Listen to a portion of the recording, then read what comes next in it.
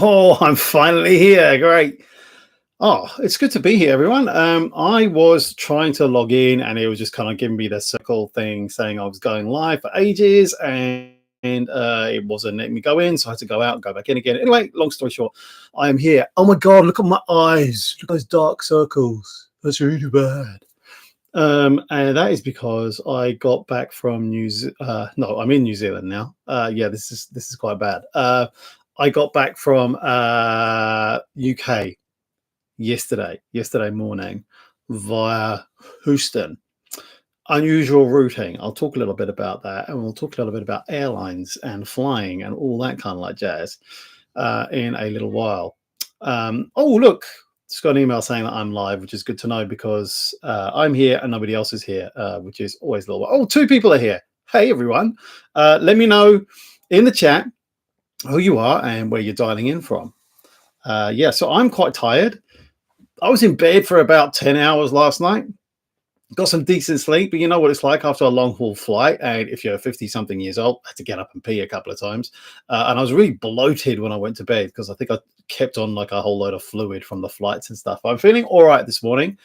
Got the kids off and ready and all that kind of like stuff. My wife is very thankful that I'm back in order to help with that. I'm also very thankful that I'm back because I felt quite guilty not being here. But yeah, I'm home. I'm in New Zealand. Got a ton of content ready for you this month. But let's talk about what the last few weeks have been like. And feel free to fire me any questions about the X4, X3, Insta360, London, traveling, tech travel, travel tech. Every which way round, you can combine all of those concepts, and we'll talk about it over the next hour or so. Check out this mug.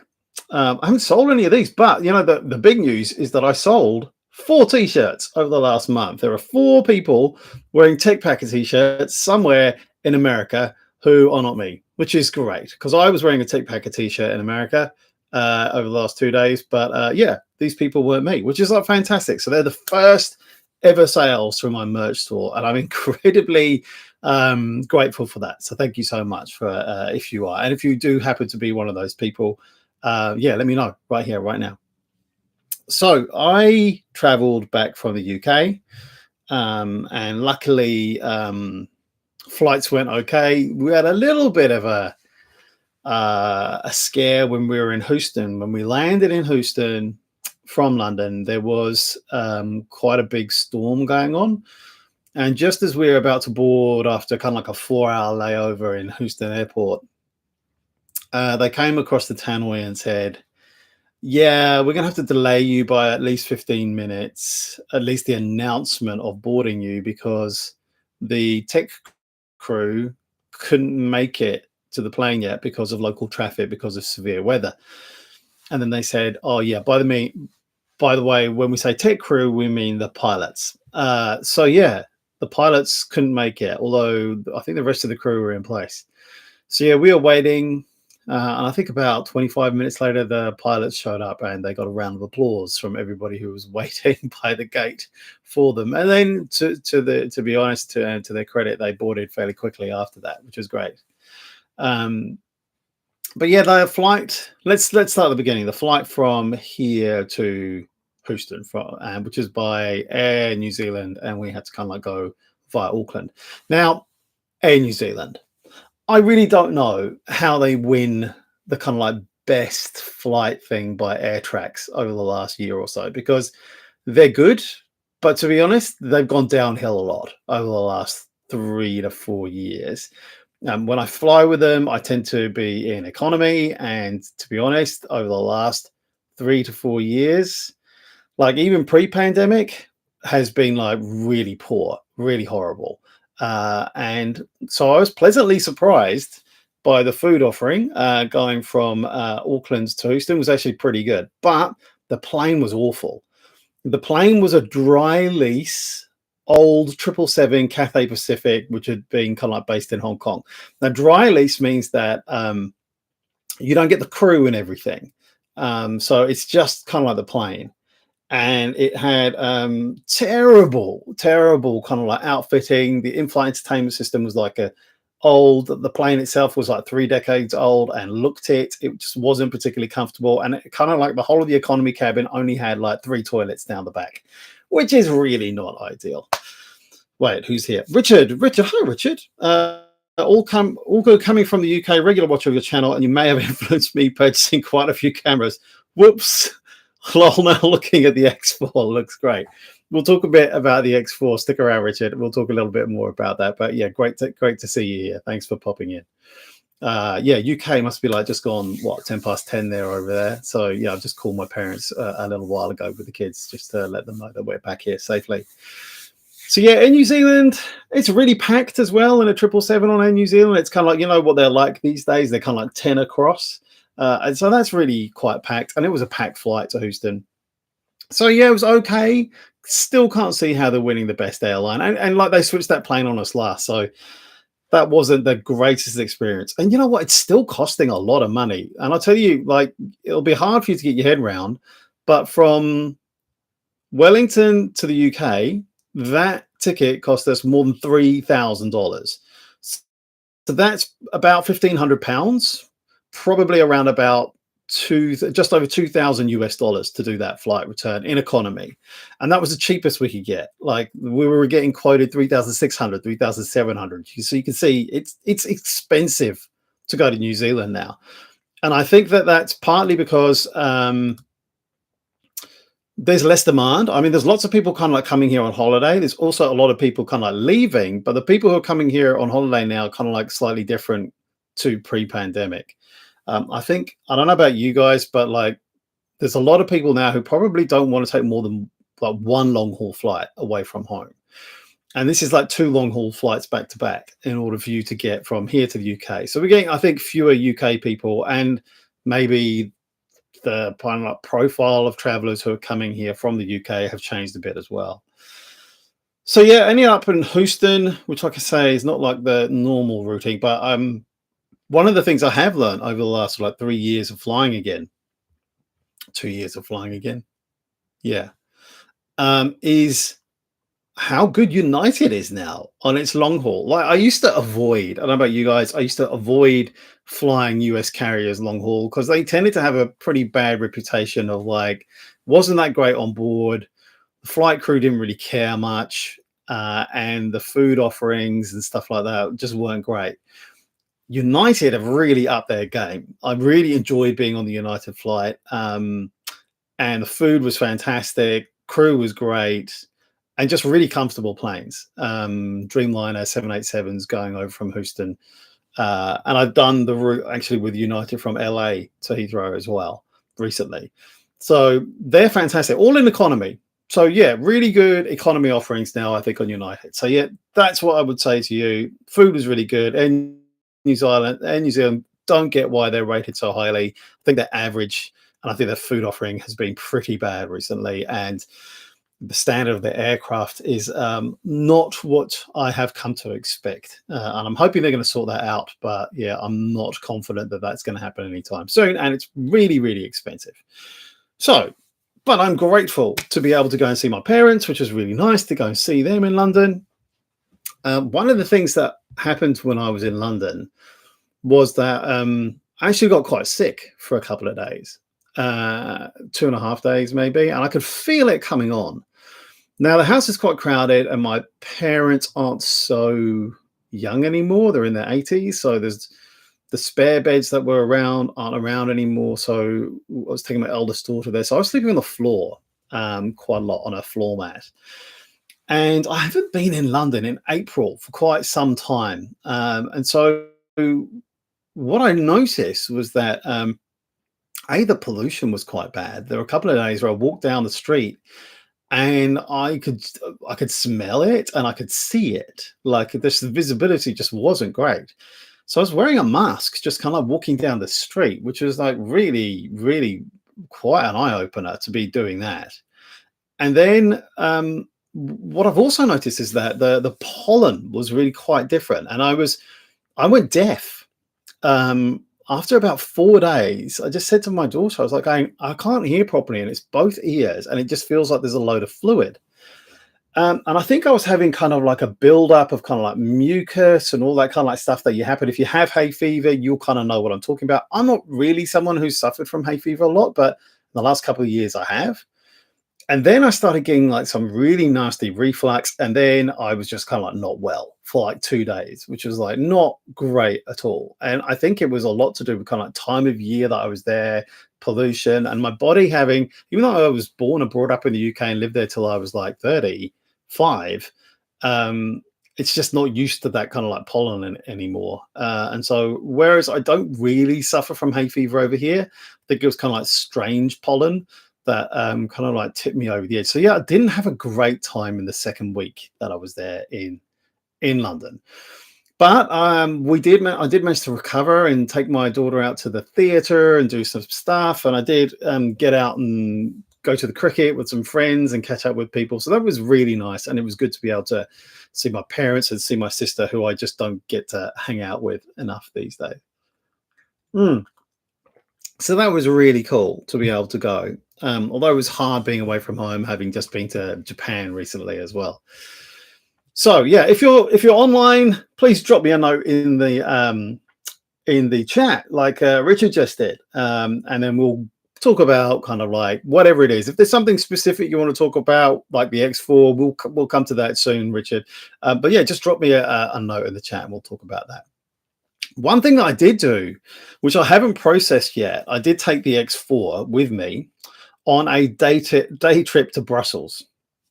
And the reason I did that, the day trip to Brussels, that is, I took the X4 just because I was curious. I wanted to vlog with it. So I've vlogged with it all day, and you can just keep watching my channel. Probably towards the end of this month, I will put out the vlog with the X4 that I made when I was in Brussels for the day. And it was the only vlog that I managed to make when I was there, just because I was sick and busy. But yeah, it's a goodie. So I just need to kind of like process that, and I'll get that out once I get to the end of my Japan series. I've got 3 more in my Japan series of vlogs.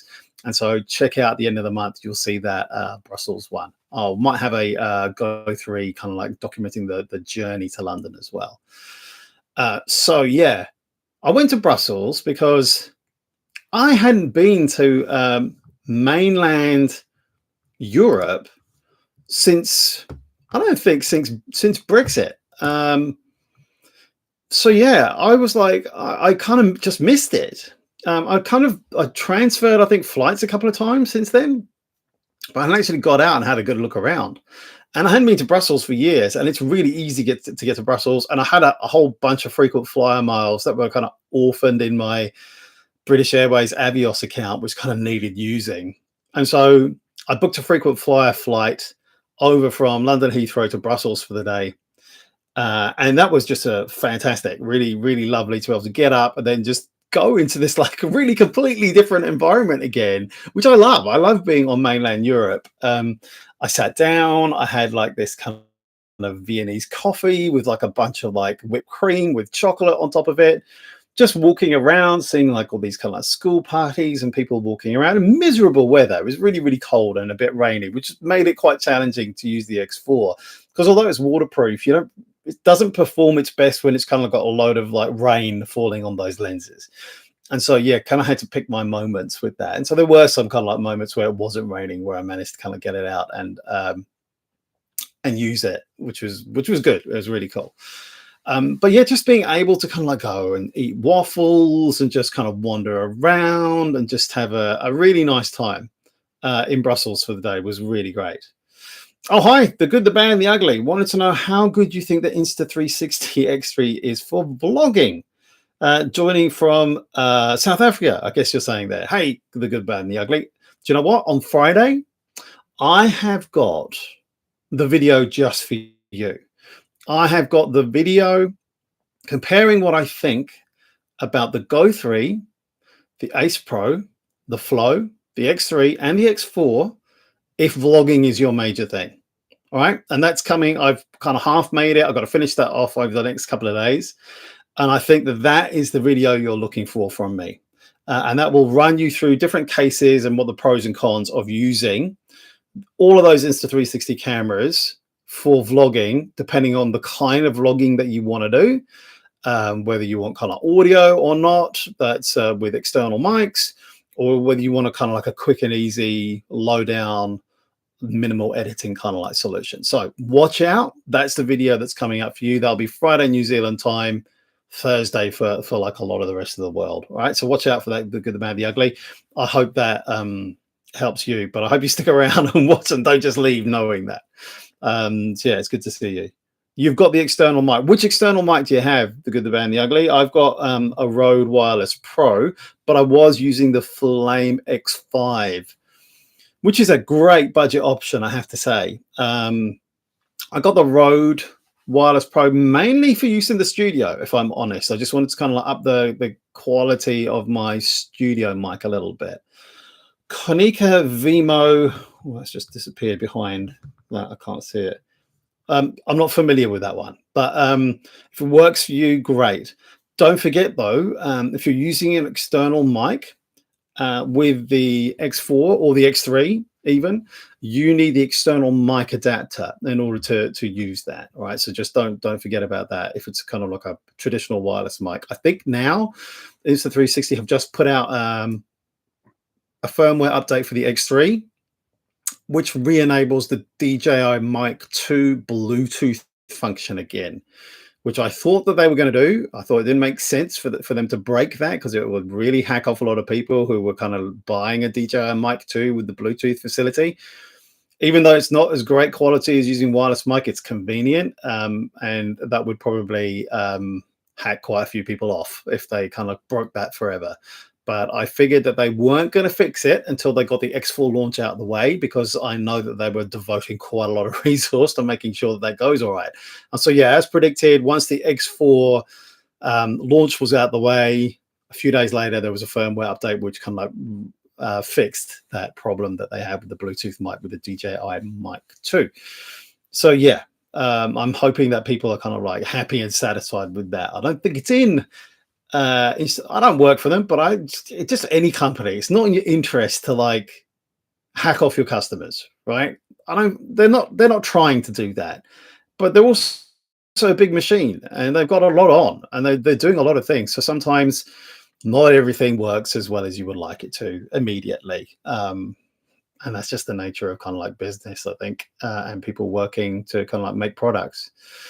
So yeah, back to Brussels, use the X4, it was great. One of the nicest things was, and you know, I'm a kind of current affairs geek. I like current affairs. I actually went to I worked in the UK Parliament for quite a long time. I've worked in the New Zealand Parliament, kind of like working with ministers. This is kind of like jobs I've done in the past. This is kind of like who I am, outside of kind of like, you know, making tech videos. I don't do this stuff anymore, but it was really cool to go to the Brussels Parliament, to the European Parliament. And it was really cool to see it, and how it's kind of like set up in this kind of like hemicycle, kind of like more consensual debate, rather than kind of like two sides facing each other and arguing and not finding any kind of like room for agreement. But one thing that gave me hope for the future was that I was listening to some guy who clearly worked there trying to explain to a bunch of looked like late teens, early 20-year-olds. And interestingly, they were speaking in English. So I'm not really sure where they were from, but he was kind of like telling them how it worked, but also, you know, what can you do in order to kind of influence the system? And these young people coming up with like really interesting, good questions. And I just thought, in an age where lots of people are kind of switching off from kind of like any kind of like democratic engagement, and there's been like ton of money poured into systems to polarize people and just make them war with each other, it was really refreshing and nice to see people actually engaging. That's all I'm going to say. It was really nice to see young people kind of like getting involved, and it gave me hope for the future, because that's what, you know, that's what I want. I want a good future for my kids, and it gave me hope. And it was a really nice point of that day. I really, really enjoyed that. The good, the bad, and the ugly. Some advice to get started with vlogging. I'm completely new to this, and above all over 50 to this, and above all over 50, but very new and feeling awkward, but most of all don't know where to start. So let me just confirm with me, you're over 50. If you're over 50, welcome. I'm over 52. I'm about to hit 55 later this month. And I was very new and felt really awkward with it. And I still do feel awkward with it. And some days it works, and other days it doesn't. And so I had a really like awkward day in Japan vlogging, and I'm going to put a video up about that. I think it's my next video in my Japan series. So that'll be on Monday, is a day where I just kind of wasn't feeling it. And I thought, should I put this video up or not? And I was like, yeah, I am going to put this video up because I want people like you, mate, to know that some days it's going to work for you and some days it's not. And I think that behind the scenes, a lot of people who are vlogging and posting their stuff online, some days it just doesn't work, and you don't get to see a lot of that stuff. They only put the stuff out that kind of like works and looks really good and all the rest of it. But I was going to put a video up just saying this is a day where I'm supposed to be doing this today, but like, to be honest, it was really crowded, and I was kind of like I was over being in the crowds. I think it was a Sunday afternoon in Tokyo, and it was sunny, and it was the first sunny day there had been for weeks, and everybody was out, and so it was really difficult to get any space. And I was kind of like, I'd been in Tokyo for almost 2 weeks by then, and so it can be quite crowded. It can be difficult to find space, and it was just difficult. But that's interesting in terms of not knowing where to start. I would say just talk about the thing that you're doing or what you're seeing and how it's making you feel or what it's making you think, and start there, because it's much better to have started and then refine what it is that you want to kind of like talk about and kind of like give people an insight to in your world. So what is it that you're showing them, as also what is it that you're telling them as a commentary piece about what's going on for you? And I would just get started, because it's perfection is the enemy of the good, or even the okay, right? And we can just kind of like put it off and put it off and put it off. And if you look at people like Sam Sulek, and this kind of like, you'll have seen it on YouTube maybe, there's this kind of like whole, I don't know if it's true or not, but there's this whole kind of like, creator movement anyway, commenting on how they want to do kind of like low edit stuff. And certainly for me, I want to do low edit stuff as well. How well, or what the need is for that, or whether people actually want to see low edit stuff, is a different kind of like thing altogether. But I tell you what, it's a lot easier to make than highly edited, highly polished stuff, which people can sometimes, I think, look at that and go, how much of that is really them? Or have they got a team behind them? And are they only kind of like presenting their best self? Everybody only wants to present their best self. That's normal and natural. But I think that there is a kind of like a thirst for authenticity now. They don't want the kind of like the highly manicured stuff. They don't want to just see your best self. They want to see people just like them, who are human, have good days, bad days, have ecstatic moments, and have moments where they feel like rubbish, right? And I think if you're connecting with people at that level when you're vlogging, I don't see how you can go wrong. Of course, you want to kind of like protect yourself. You don't want to put out stuff that's going to make you too vulnerable out there. So yeah, go easy on that stuff. But yeah, that's my advice: the good, the bad, the ugly. I hope that helps a little bit with you as well. Whew, that was a long piece to camera that I was just talking about then. So it is. So I know, Richard, you're in the UK. The good, the bad, the ugly. You are in South Africa. Keep letting me know as people come in and out of this live stream. Let me know where you're at. Let me just put that in. Let me know where you are joining us from. Boo! No worries, the good, the bad, the ugly. I hope it was helpful.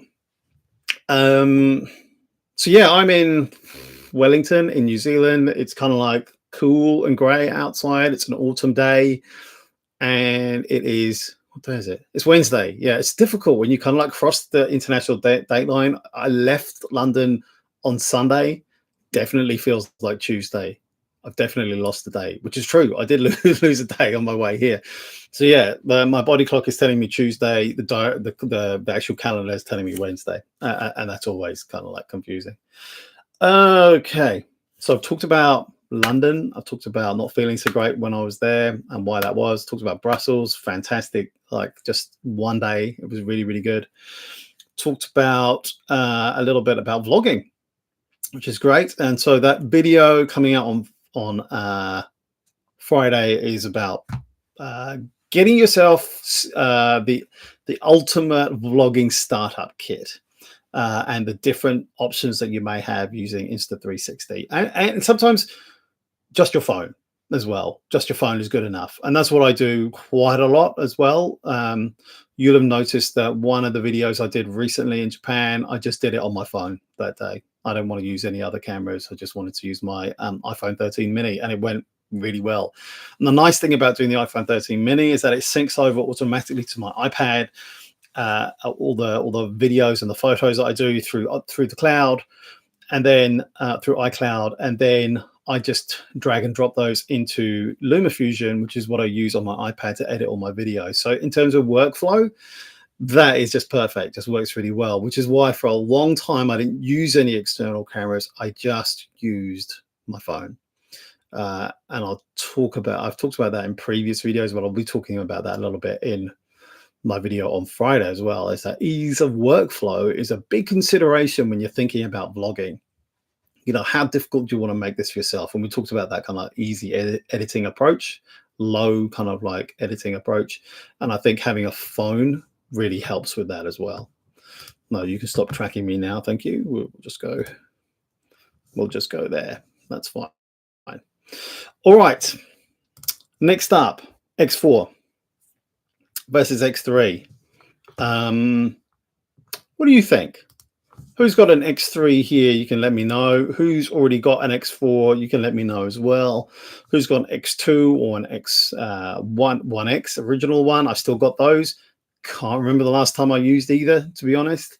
My 1X is kind of like buried deep, but I don't really want to get rid of it. That's kind of like that's what started me on this whole journey, I think. I loved using the 1X. I broke my 1X and I got it repaired by Insta360. And I was without it for, I don't know, 6 weeks or something like that, which is why, you know, I think, you know, the insurance plans have been really good. But I think that the replaceable, user replaceable lens guards are really cool for the X4. And I've seen, now I've read something today about actually Insta360 have brought out their own kind of like removable lens guard kits for the X3 now, which if you think about it is great. Really, really good. I mean, they could have just kind of like sat back. Now I don't need to check that this has actually happened, but they could have just sat back and just went, nah, if you want removable lens guards, really good ones, then you're going to have to upgrade to the X4. But they didn't. They actually brought it out for customers who already had the X3, which I think is great. Or people who just want to, they don't want all the bells and whistles. Like I talked about in one of my videos last week, whether you want to get the X4 or the X3, if you're just using your 360 camera for social media, for TikTok, Reels, YouTube Shorts, you'll get no benefit really from getting the X4. Yeah, you'll get a few more shot lab things that'll come out, the AI stuff. There's other bits and pieces as well. But if you're using your 360 camera for mainly video, for short form social media, and for photos, X3 is great. It's a really, really good workhorse. It's really solid. I would find it hard to justify shelling out all the money for the X4. If you're starting from zero and you think you might want to kind of like make YouTube videos and integrate that footage with other kind of like cameras that you're using, and you're going to be doing landscape format kind of like videos, then yeah, the X4 is something you should be thinking about rather than getting the X3. But like I said, if it's just social media, short form social media, X3 is great. Still really, really great camera. Yeah. So any more questions for people who are joining us here? I really like using the X4. I really enjoyed getting to know it. I haven't used it much over the last week or so. I've been so busy with family and stuff. There we go. I've just been so busy with family and stuff, and then getting stuff done before we were coming back to travel to New Zealand. And fortunately, I've got like a really kind of consistent schedule now back in New Zealand where I'm not traveling so much. My wife is going to be traveling quite a lot this month, so I'm going to be in charge of the kids a bit. And so the videos might be a bit shorter this month just because I'm going to have to balance, you know, my family responsibilities with making videos as well. So instead of the 16 and 24-minute kind of videos, which I put out a couple of weeks ago, they're going to be more to the sort of 5 to 9 minute range. And that's what I'm going to be doing over the next month or so. But yeah, my next big trip isn't now until September, and I don't intend on putting anything here. I've got a couple of like day trips. At the end of this month, I'm going to Queenstown for the day. And there's a couple of tech bits and pieces that I'm going to demo there and then put out videos on that. I'm going to test them. So that's, yeah, end of this month is Queenstown. And I've got nothing in June. And I think right at the very beginning of July, I've got something booked in Christchurch. And then if something kind of like comes up, I might go to somewhere else domestic, somewhere in August, depending on kind of like what comes up for me. But I have some very interesting products coming up soon that I'm going to be testing and putting videos out on, as well as my reflections on the Ultra Human Ring Air, which has been really good. I've really enjoyed using this. There's a couple of things I haven't loved so much, so you'll see that in my kind of like month-long review, which will come out towards the end of the month. Got a lot coming out towards the end of the month. I'm going to have to schedule this quite carefully. But also, I've got a video coming up on my Apple Watch Series 5. Like, is this just now redundant? Now I've got like a smart ring, or are there still reasons to have a smartwatch? Clue, I've got them both on. There's a clue for you there. But what are the reasons for you to have both? And when are you using each one? That's the stuff that I'm going to be talking about there. What else have I got coming up in my schedule that you can look forward to? There's a few new bits and pieces that have come up in the X4 firmware updates. So I'll be talking a little bit about that coming up, including the new 5.7K plus mode. You know, what's that about? Essentially, this is kind of oversampling an 8K sensor into a 5.7K output file to improve the image quality of that. Now, it might be, there's several reasons why you might want to do that. One of them is that the file sizes are smaller. So it's easier for you to manipulate and drag them over and send them over to other places. So that, or if you're kind of like, you're on a big trip and you don't want to run out of SD card space. The other thing I need to check is whether using that strategy of 5.7 plus on the X4 means that you then get 60 frames per second, because that's one of the things I really, really like, which I miss from having, if I'm shooting in 8K with that image quality, which is what I want, do I miss out on getting 60 frames per second, because the highest it will go is 30 frames per second. So for filming action that you might want to slow down later on, if I can film in 5.7 plus K mode in 60 frames per second and up that image quality, then I'm happy with 1080p output, so long as that image quality is looking good. So yeah, that's something I'm going to dive deep into, and I'm going to put some side-by-side video on that. I'll show you what the 8K footage looks like in 30K, and then I'll show you what the 5.7K footage looks like in 60 frames per second, just on the timeline at 30 frames per second. And I'm going to compare that to the 5.7 plus K, and then I'm going to compare them both slowed down as well. I can't compare it with the 8K 30 frames per second because it won't slow down in the same way or look really jerky. But anyway, I've got that comparison kind of video and talking about the pros and cons of 8K versus 5.7K coming up as well. That will come up. And what else do I have here in my schedule? I'm just one of my most popular videos on my channel is on the AirFly Pro, which I used, well, actually I didn't use on my recent flights to the UK and back.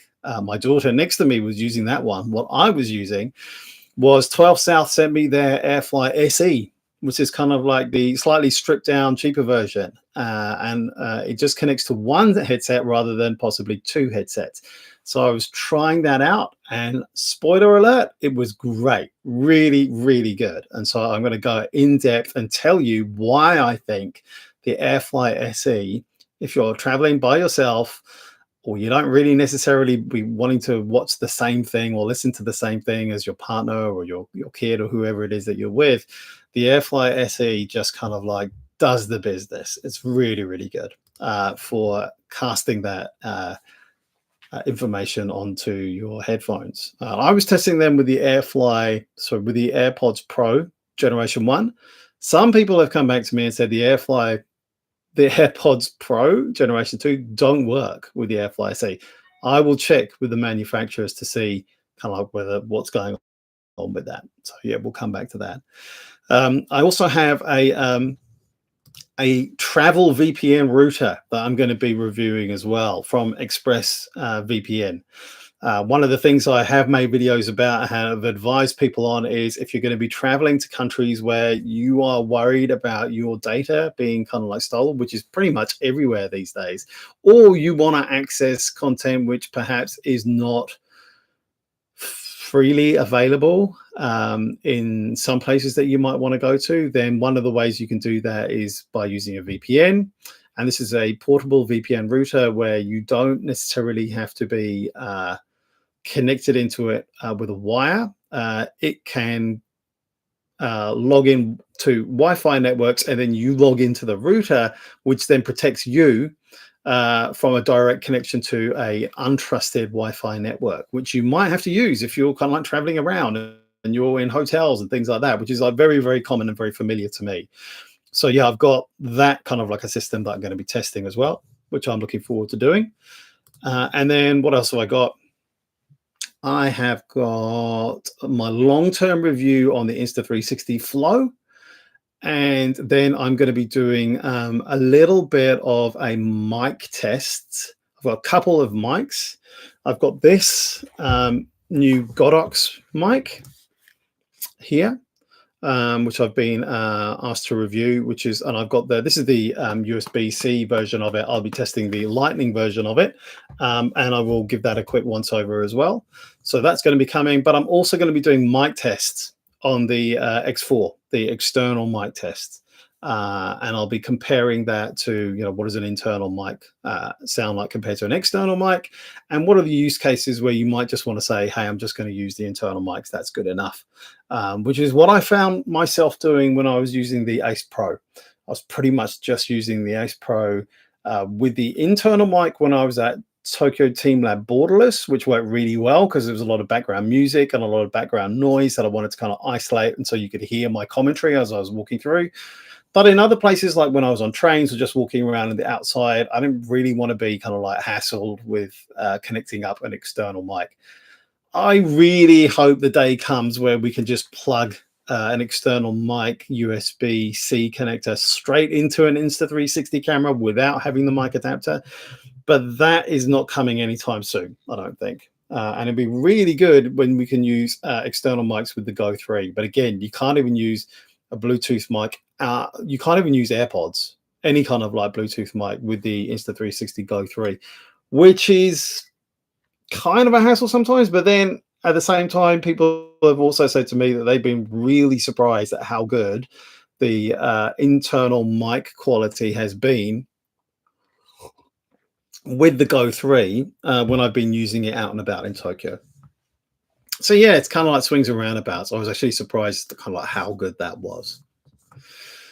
All right, my friends, I still see 3 people online here. Say hello. Let me know who you are and where you're from. And then if you've got any questions, anybody else got anything else? Otherwise, I might start bringing it to a close fairly soon. Unless people have got questions about the X4 or the X3 or Insta360 or vlogging, anything, or any kind of like other like travel tech. Let me know if you're there. Speak now or forever hold your peace, or at least until the next live stream, or comment on my video. Oh, that's the other thing, is I've got a lot of comments to catch up with on my videos. Yes, I do realize that it was actually quite difficult to keep up with that when I was away, but yeah, I try to keep up with that as much as possible. Yeah. There's one other thing I was going to share with you. Morning, Andy, South Taranaki. Hey man, how you doing?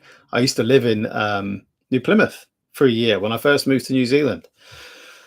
And I used to know a guy called Andy. I don't think you're him. In New Plymouth when I was there as well. And actually, our family dog comes from New Plymouth.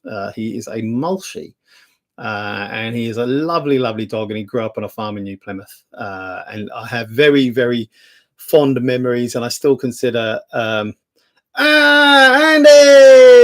I wasn't sure if it was you or not. Hey, nice to see you, mate. Yeah, I have still very fond memories of Andy. I still consider Taranaki my maunga, my mountain, as to like when I came and settled in New Zealand. So yeah, it still has a very special place in my heart, as do you, Andy. I'm really pleased that you're here. Lovely. So yes, one of the things I was going to kind of like make a video about and tell you about, and I'm going to give you kind of like a little bit of a preview here on the live stream, is that I wanted to share with you kind of like what's my big goal here. What am I trying to do? Like getting back into YouTube again, kind of like marketing as the tech packer, and then now doing more traveling and everything. And maybe if you're new here, you didn't know that I was a psychologist for like 35 years. Not anymore. Still get asked to do various bits and pieces, not as a psychologist, but just kind of like as a general kind of like commentator. But what I want to do is I want to build this YouTube channel such that it's actually going to provide me with like a full-time income. And I know lots and lots of YouTubers want to do that.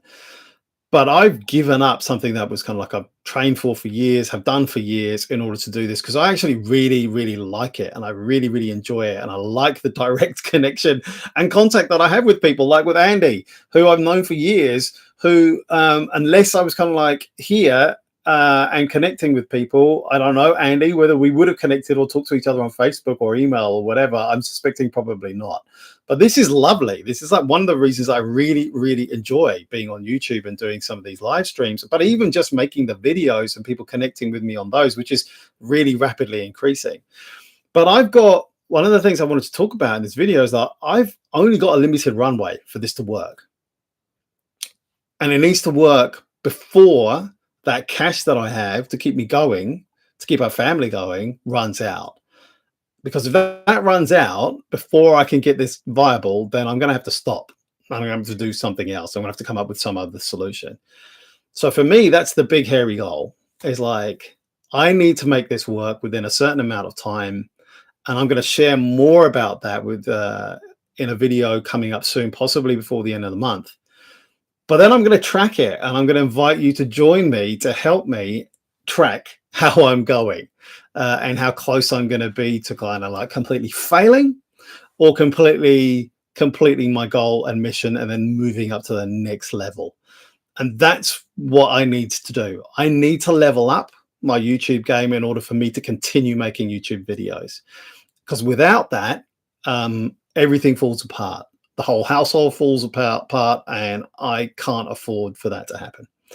So yeah, that's the big stakes that are here with my YouTube channel. And like I say, I will share more about that, and we'll have regular updates as to how I'm going and how just you being here kind of like helps, but also opportunities for people who want to help a little bit more, like those 4 people who have bought t-shirts, who are now walking around the US with Tech Packer t-shirts, who I'm really, really grateful for. But even just like small things, like if you're going to buy gear using my affiliate links, you know, if there's enough of those, that really, really helps me out as well. That's like really fantastic. And it costs you nothing to do that, but I'm really grateful when you do. So that's fantastic.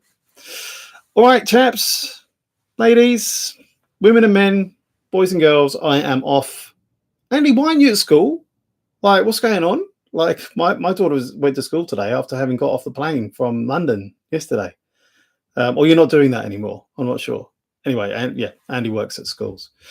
I will catch you all later, my friends. It's been lovely to be here. I'm going to go and have a little bit of a lie down. I'm still a little bit tired after getting off the plane and having a decent sleep, but I probably need a bit more caffeine. This decaf tea isn't really doing it for me. You know what it's like when you get off like a plane when it's like a completely like mad time zone apart from you. You're kind of like okay for a little while, and then you go through waves of not being okay, and then you're fine again. I'm going through one of those waves at the moment. Have been like pretty much since I got up this morning. All right, chaps. I will. I'll see you later. Oh, Andy from Harborside. Oh, Andy from up north. What are you doing? Oh, you're in South. You're in Taranaki now. That's right. I remember. Sarah telling me that you moved to Taranaki. Hey, Andy, lovely to see you. Really, really cool.